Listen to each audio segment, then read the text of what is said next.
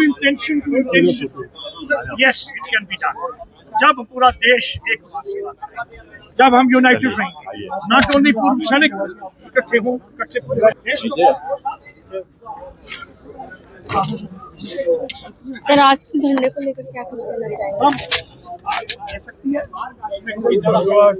देखिए, आज का जो आज का हमारा कार्यक्रम था, ये सैनिकों की एकता दिखाने का कार्यक्रम था। मोदी सरकार को, जिन्होंने हमारे देश की सेनाओं के कुर्बानियों और बलिदानों को नज़रअंदाज करके उनकी भी जो है बेइज्जती करने का काम किया है।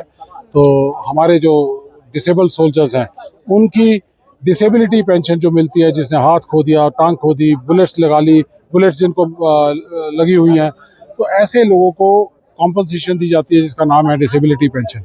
उस डिसेबिलिटी पेंशन को इन्होंने इनकम टैक्स के दायरे में लगा दिया। हमारे क्या देश की सैनिकों की कुर्बानियाँ, क्या उनके हाथ जो चले गए हैं, वो इनकम हो सकती है? उसके एवज में मिलने वाला पैसा इनकम हो सकता है?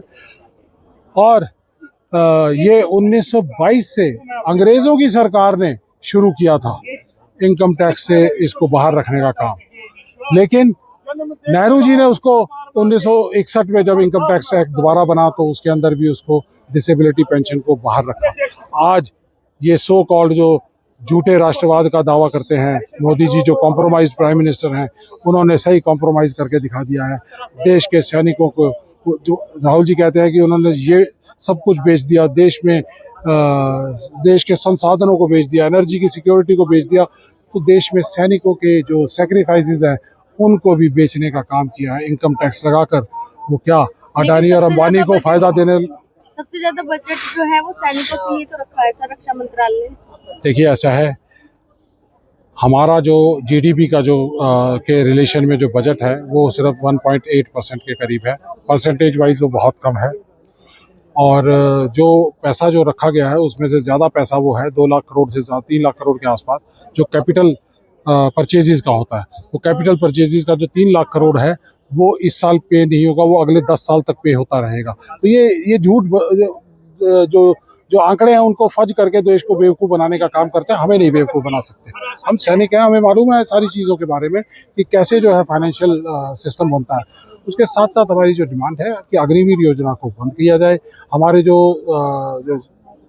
जो हमारे सैनिकों के साथ जो उपचार का सिस्टम था, ex serviceman contributory health scheme, उसके अंदर उसको बंद करना चाहते थे। राहुल जी ने डिफेंस कमेटी के अंदर इस बात को उठाया, तो वो सरकार जो है वो डर गई, अदरवाइज वो बंद करना चाहती थी इसको, और जो धीरे धीरे पैसा कम करके बंद करती। तो आज 14,000 करोड़ रुपए का बकाया है। हमारे कैंसर के पेशेंट जो 80-85 साल के लोग हैं, वो मारे जा रहे हैं, उनको कीमोथेरेपी नहीं मिल रही, हॉस्पिटल्स जो है वो इलाज नहीं दे रहे हैं, पेशेंट्स को एक्सेप्ट नहीं कर रहे हैं।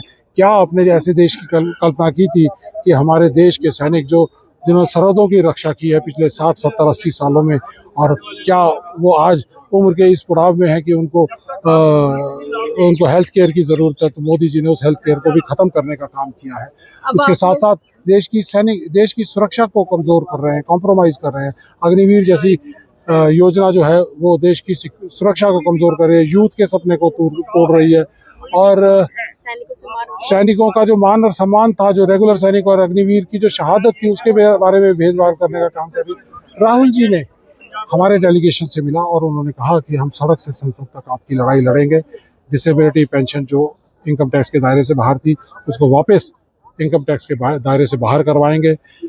Ex serviceman contributory health scheme का जो बजट है, वो सरकार से पास करवाएंगे, 14,000 करोड़ पास करवाएंगे। अग्निवीर योजना को बंद करवाएंगे, और जो हमारी OROP है, उसको भी पूरी तरह से इम्प्लीमेंट करवाएंगे। हमारे जो सैनिकों के साथ जो मिलिट्री सर्विस पे है, सबको बराबर करने का काम करेंगे।